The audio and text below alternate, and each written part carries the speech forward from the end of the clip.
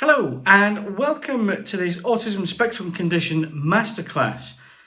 This is a practical advice or masterclass session taking you through not the theory but more the practical elements of the condition. I'm going to help you understand what the condition is, and I'm going to touch on sort of customer service, being a passenger, recruitment, being an employee. Once you get a general understanding of the condition, you'll actually be in a much better position to help family members too. And also, if you're a student, that'll also come in quite handy. Now, we'll have, or do have rather, some other videos available which specialise in customer service and recruitment and being a colleague and so on. But in here, we just briefly touch. It's more about what the condition is, and then I just give some brief practical guidance too per specific situation.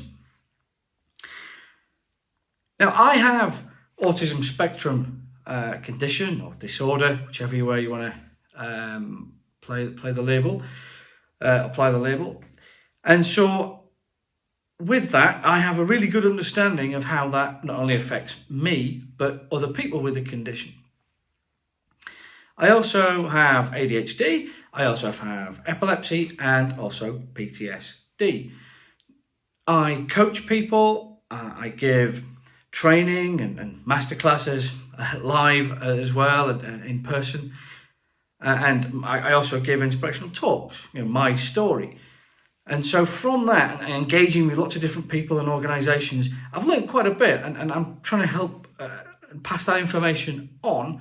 So I'm kind of the conduit of lots of information, and I filter that, and with that special information and from the inside, I help people as best I can. Now, autism spectrum disorder is an umbrella term, and that has been around since 2013, the DSM, the Diagnostic Statistical Manual, and that includes autism, Asperger's, pervasive development disorder, and Rett 2. It's not correlated with intelligence. Now, autism spectrum disorder is defined by difficulties in social communication and social interaction, and that's across multiple contexts. Now, bearing in mind, communication can of course be verbal and non-verbal too. It also means that people may lack the neurotypical social skills, and they therefore shy away from personal interaction and have an almost obsessive attention to detail. People on the spectrum do like logical and ordered systems and have a very lateral way of looking at problems. And this is why, in particular, people of the spectrum are very attracted to the STEAM, which used to be STEM, and IT, for example.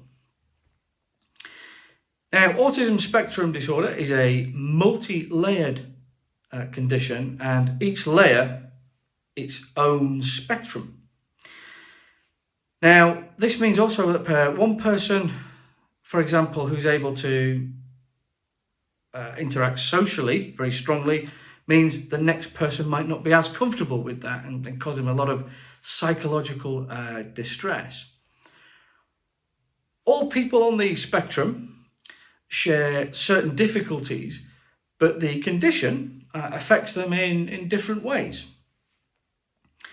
Now, male and female brains are very slightly different with autism. It's very different in the way that it's very harder to diagnose. It's much more subtle in the female brain, and consequently, actually, females are underdiagnosed. Females on the autism spectrum may be, for example, quieter. They may hide their feelings and also have a better way of coping with social situations.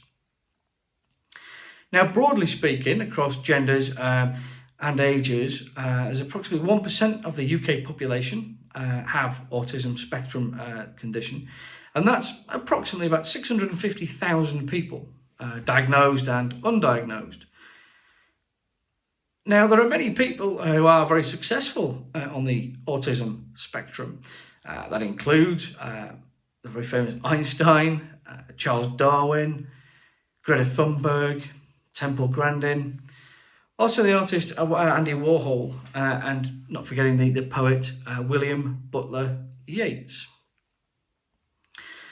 Now, there are three key areas of autism spectrum to consider. One of them is behaviour, the other is social interaction, and the other is communication. Now, we have to bear in mind, though, that again, there are multiple layers of the condition, and they will be presenting in unison, not in isolation. Okay, in general, the presentation of the adult spectrum, autism spectrum disorder, includes these main signs. Now, these are the most common ones, but many people have slightly different ones. But these are the things to look out for and consider. Finding it hard to understand what others are thinking or feeling is a key difficulty. People on the autism spectrum, can we be empathetic? Yes, we can. With other autistics, yes. But we can also, if you've experienced the same thing as us, yes, we can. In that moment, if we're trying to communicate with you and we don't always understand what that social interaction there, then we're going to find it difficult to interact. But that doesn't mean we can't empathise with your situation that you may be telling us about, or in the past, or right now. We get very anxious about social situations. Now, there's three elements to that. There's the situation itself, but the build-up to the situation. So as soon as you're aware that you've got a job interview or you're going to a friend's wedding, it could be anything, the anxiety starts to hit, and it's like, okay, what am I going to wear? Now, everybody has an anxiety about social situations. Everybody moans about small talk and such thing. But with autism, it is a much deeper. There's anxiety and there's autism anxiety, and it's the autism anxiety I'm talking about. It's much deeper than the general anxiety, which is significant in itself. So when you're building up to an event, you're worried about, will I be on show? Have I got the people going to talk to me? And I don't want to be. We find social interaction extremely difficult, but then when we've got to go to an event or we're invited to an event, it becomes even more stressful. And then, what am I going to wear? Who am I going to talk to that knows me and I can just sit and be quiet? Are people just going to come up to me? What about handshaking? The list goes on, and it varies from person to person. So at the event, you're then worried about all those things that you were thinking about, some of which may never manifest themselves, but sometimes they do. So you're worried about people looking at me. Should I have, this burgundy tie? Should I have worn that? Should I have worn a red tie, a blue tie? Should I have worn a brown suit rather than a grey suit? And you're constantly anxious and worried and thinking all the time, always thinking, is this right? And analysing, and it becomes very stressful.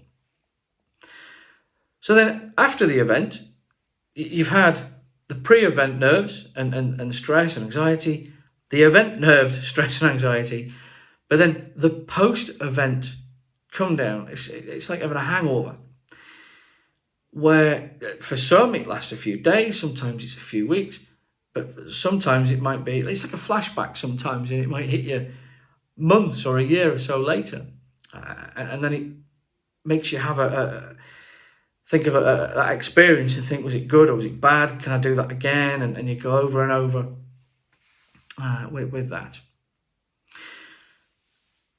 Many people on the autism spectrum do find it hard to make friends, and we do generally prefer to be on our own.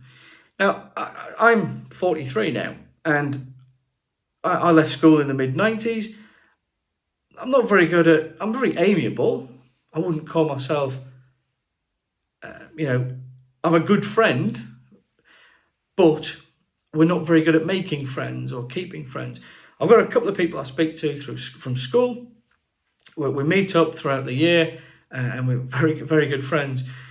I don't really have many of them. I'm not very good at attaching myself to people, and I think it's because I was at school that we had a lot in common and we were kind of trapped together. Maybe if I worked somewhere longer, I'd have that same relationship. We may seem blunt or rude in a situation. We certainly don't mean to. We're just either focused on the point at hand or our own needs, not in a selfish way, but we can't always be thinking about other people. We care about other people, but we don't always display it, and we don't always think we're focused on our own needs, and we can't change that. We find it very difficult to say how we feel, and if you go to the doctors, or if your colleague says, "Oh, how are you doing today?" You go, "Yeah, all right, thanks," and when really, you're pedaling really hard under that water, and you're struggling, and you're getting.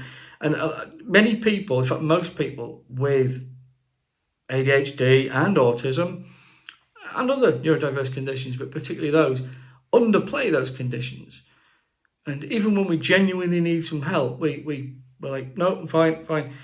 I know lots of people who aren't autistic do that as well, but this is a real.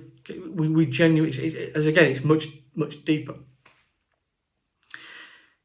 We get very anxious if we are out of routine, if we're out of sync.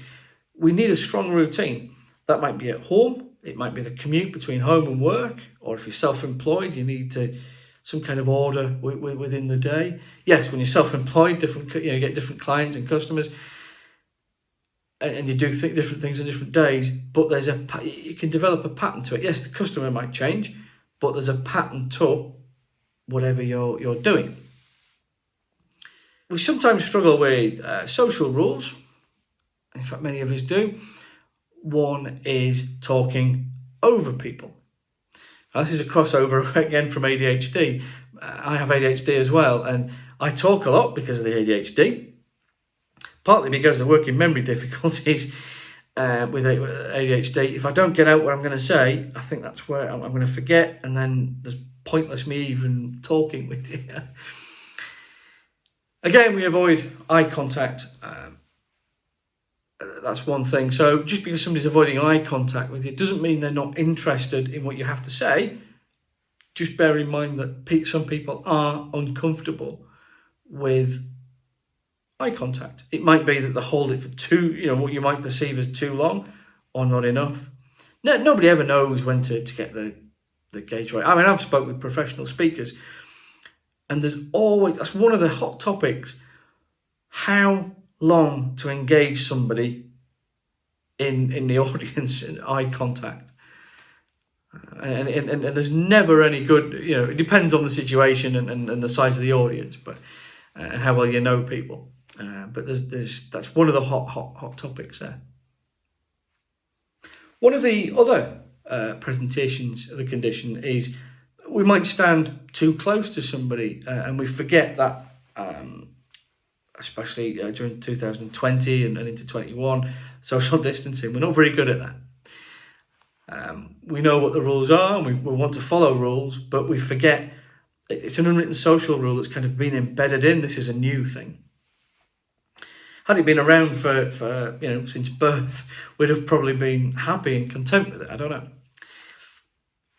Now, when it comes to hobbies and interests, there's two groups of people on the autism spectrum. Some have super interests and they just focus heavily on that. It could be photography, it could be space, it could be a savant skill with like lists and maps on the timetables and things. And lots of people don't have a hobby or an interest. So just because you have autism doesn't mean you're going to be super interested in something. You might enjoy, for example, photography, but it's not a super interest, like a passion, if you like. You might enjoy it, but it's not a passion, because people with autism find it very difficult to get passionate about something. We're keen, we're reliable, we're honest. You give us a task to do and we'll be passionate about that task, even though if we're not interested in, for example, that particular topic, whatever you give us, we'll do well, and we're passionate about that task for you, but about the whole topic, maybe not. A lot of people on the spectrum have there's different degrees of these, but people can be hyper or hyposensitive. Hyper being highly sensitive, and hypo being the opposite, where you're not sensitive at all. Where, for example, it can be quite dangerous if you're laying on a radiator and it gradually warms. If you don't feel that it's getting warmer, eventually it gets hot, and same with a hot, ring on the oven if you're leaning on it, and you'll burn your hand. Hypersensitive is you'd feel that as soon as it was like 4 degrees, you'd know what that temperature was.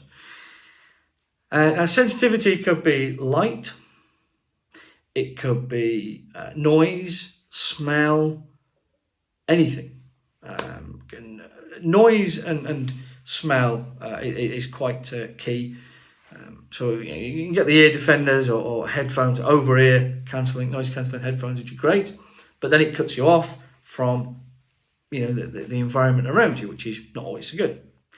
Now, moving on to the 3 areas. There's the social interaction, difficulties with that, difficulties with communication, and also what behaviours are displayed at any one time. Now, again, I mentioned it earlier, but there's not one presentation, if you like, one little thread. Lots present at once from each different area. So you can't just say, oh, that's that. And it's not as easy, therefore, to adjust for. But if you're aware of all these, and when you speak to the person who has the condition, find out what gets them stressed and anxious, because then you will work out the best solution to help them. Because there's general theory about reasonable adjustments, and then there's some practical guides. Because with adjustments, you've got to remember, as I'm going off track, with adjustments, you've got to remember that there isn't one size fits all. You've got to bear in mind that if you, especially when somebody's got a different, other conditions as well, it may cause them more harm or more difficult, not so much harm in some cases, but more difficulty in other areas. So it's got to be a tailored approach. Even if they've got the one condition, it still needs to be tailored. So the social interaction then, difficulties. You might notice it in children. This is the adult masterclass, but I'll just briefly mention children for a moment. Children aren't comforted by touch. That's one of the signs as well as the communication issues. Now, my wife's quite happy about this, or so she tells me. She seems quite happy about it. She's accepting of it, shall we say. That I'm not a hugger. I'm not. I'll follow her around the house sometimes, more so during 2020 because I'm locked down, I'm bored, I'm following her around the house like a lost pup. But hugging is not, we're not comforted by that. If Tracy wants a hug, I'll give her a hug. But I'm then uncomfortable with that hug. So I kind of bite my tongue and go through it for a short while, and then I have to move on. Our facial expression may be flat when we're communicating with somebody. So it may be, are we looking bored? No, it's just we have an expressionless face. We've got so much concentration in our mind, we don't focus on our expression. We don't think about, do I need to smile now? Do I need to... No, we're focused on the information at hand. We don't always reciprocate in a social setting, if somebody did that or leant forward, neurotypicals would more or less copy that. To make each other feel comfortable, you kind of, as a species, we kind of mirror each other. But people on the autism spectrum, we don't do that. We have a difficulty with shared enjoyment as well. Fun and autism don't always go together. We enjoy things, we enjoy a good joke.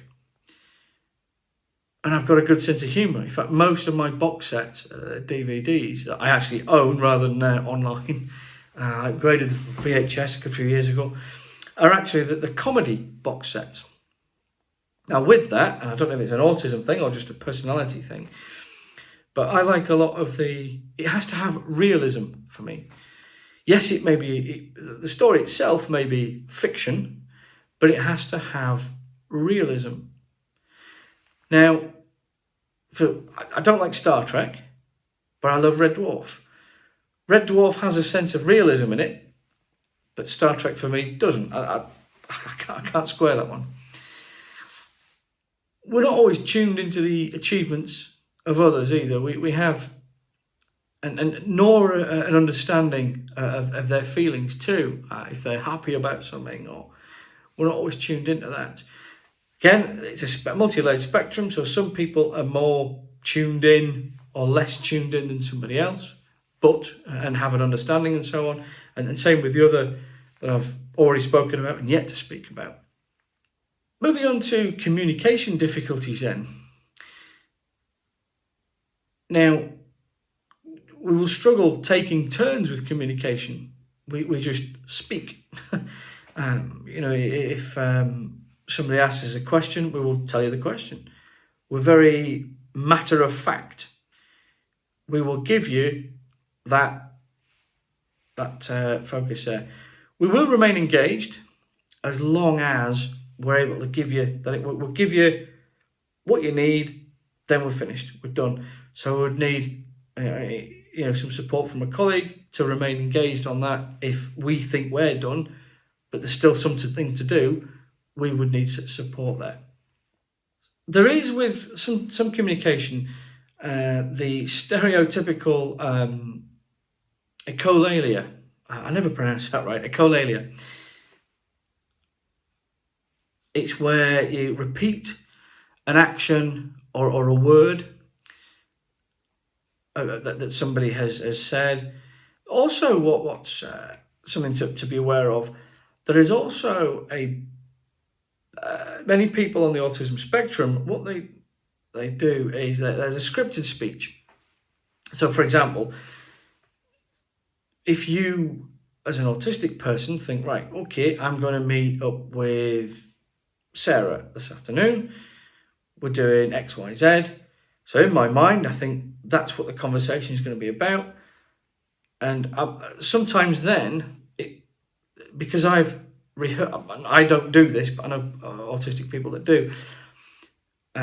So as an autistic person, if I had that, I would say, Sarah would say, oh, how are you?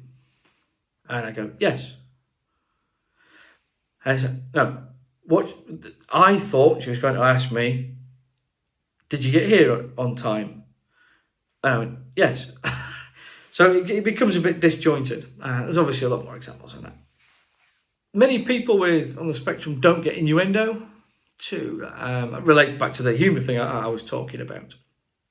So just got to be aware of that. And again, just briefly touch on it, but we have a concrete focus on our own needs. We're not particularly selfish people, but in the moment, we're very focused. If I'm sat at home, relaxed, I can think about other people and other things. But when I'm, for example, in a shopping environment or, in a working environment, I'm so focused on my own needs. It's almost like tunnel vision. And I've got, like the horse is there, the blinkers on. I can't focus. Other people haven't. If they fell over in front of me, I could go over and help them. Or if they looked ill, I would help them. But I need to focus on what I need to focus on, whether it be buying a tin of beans, whether it be putting that letter in the letterbox, getting the train, whatever it might be. Now, behaviour of those on the autism spectrum is quite interesting. People tend to focus on parts or pieces. Now, that's because there's a difficulty with, for example, going back to the childhood thing, this is an adult presentation, but I'll just mention children again. Children with autism have a difficulty with that imaginative play, but they will focus on the actual. So with a toy car, they'll not focus on creating a story. They will focus on the car and its pieces, and they'll make up those parts. Or it might be a Hornby train set, or anything, or a Barbie doll. But there's very little imaginative play, and that carries into adulthood as well. The person with autism spectrum disorder or condition has a preoccupation as well with something. It might be a hobby or an interest, and they may come to you and try and talk to you about that, and you just engage with them and show their interest, because that's their social skill coming through. And if they then trust you and engage, you trust each other, you engage with each other, you can move forward together, and you make a greater bond. Touch on it earlier, we need sameness and routines, and without it we can become quite overwhelmed. And if we do become overwhelmed, many people might start rocking or twiddling or flapping to something, like this. That's one, you might have seen that, or rubbing their hands. So it all depends on the person. I actually have a yo-yo, and I use that if I'm at the train station, particularly if I'm on my own, partly because all the people on the platform are nice, friendly people, but I don't know who they are, even though I might have seen them a few days here and there, randomly as I've got on the train. But in order to distract myself from those people, like strangers, I'm getting stressed, I yo-yo, and I'm not very good at it yet, but I'm getting there.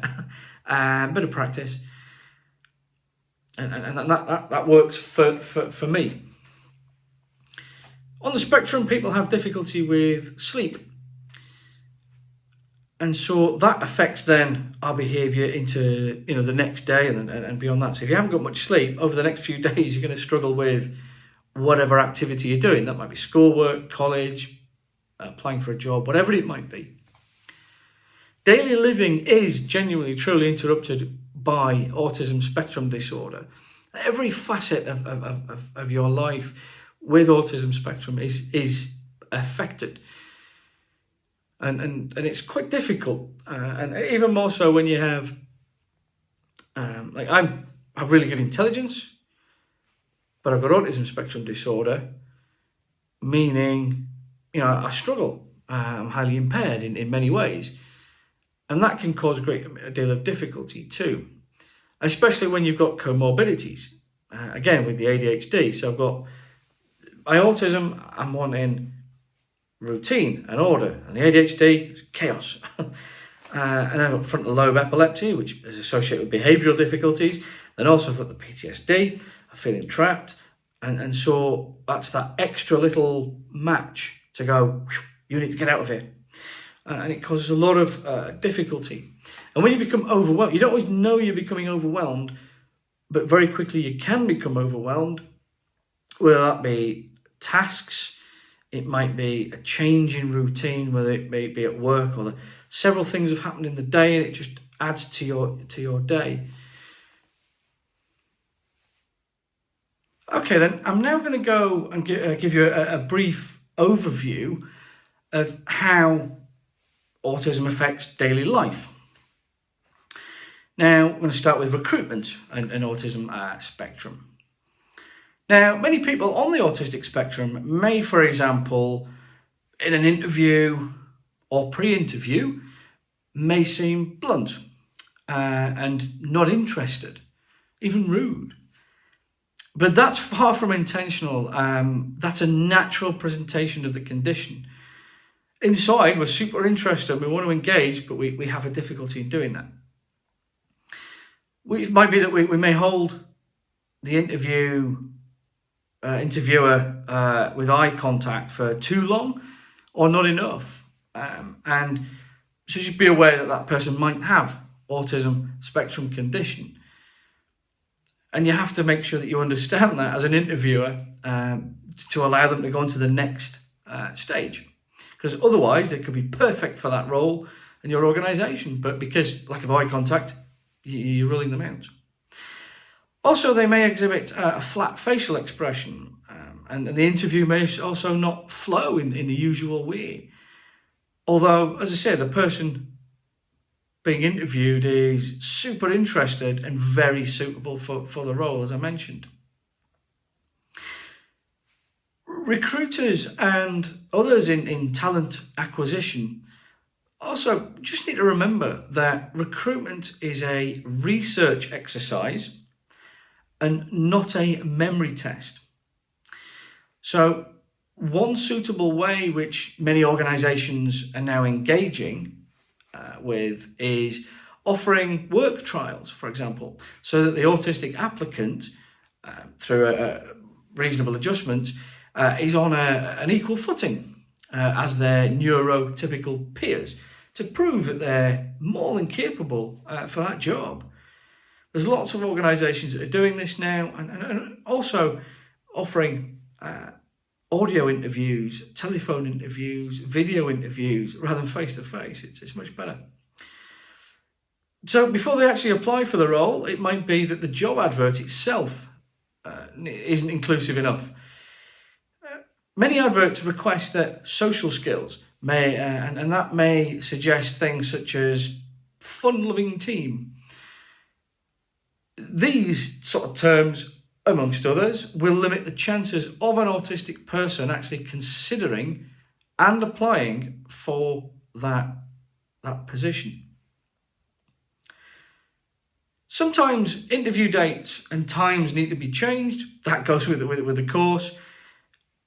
But whilst autistic people in general, we are flexible, where there is a short notice or a sudden change, this causes us difficulty and anxiety. And that anxiety is much deeper than the neurotypical anxiety. They may in interview give lots of detail, but that's because people on the autistic spectrum are usually very accurate and detail conscious. So it might be that we talk a lot.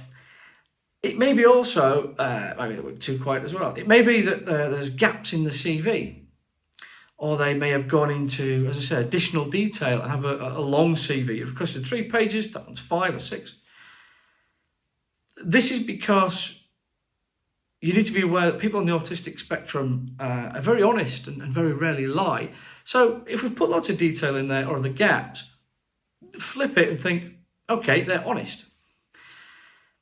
Now, reasonable adjustments during the interview process, alongside the work trial, already mentioned, why not have the opportunity for somebody who has sensory difficulties within, for example, the texture of clothing to wear their own, so that they feel relaxed and comfortable, and also not on show, because that can put people in a detriment. The layout of the interview room is quite key as well. Have a conversation rather than a panel interview. Just sit around in a circle and just have a chinwag over a cup of tea. Okay, moving on to colleagues and the autism spectrum. Many people have a literal interpretation of things that are said or written down. So when you're asking a colleague to do something, make sure that it's not a capability question. Be absolutely clear. So rather than saying, can you take this to the warehouse? Rephrase this to, take this to the warehouse at 4 o'clock today and give it to Sarah. Ensure other clear instructions alongside, such as I say, making sure to whom and timings and so on. Give them a deadline too. Because of the literal interpretation, it's always best to avoid idioms and metaphors, such as hold your horses, take the bull by the horns, and there's also management speak as well, which causes confusion to everybody. Always make sure that you clarify those expectations. Again, mentioned it again, but both served and received, it's really important. A person on the autistic spectrum, whilst otherwise very intelligent, will have difficulty in communicating verbally. Now, it's not communication per se. It's, for example, especially when you're in groups, there's a lot of anxiety, so that reduces the ability to release that need. So why not, for example, in a team meeting, allow that person with autism to sit in the next room in a video conferencing call, so everybody's as part of that meeting. Now, overstimulation too, that can overwhelm the autistic person, and so it may be that they will not be performing at their best. But an autistic person will not always realise when they're becoming overwhelmed. It's only once they're overwhelmed that they then become aware. So always have a colleague regularly check in with them. It might be a team leader, it might be just a same level colleague. People on the autistic spectrum need routine and order. That's really important too. And things such as hot desking can interfere with this process.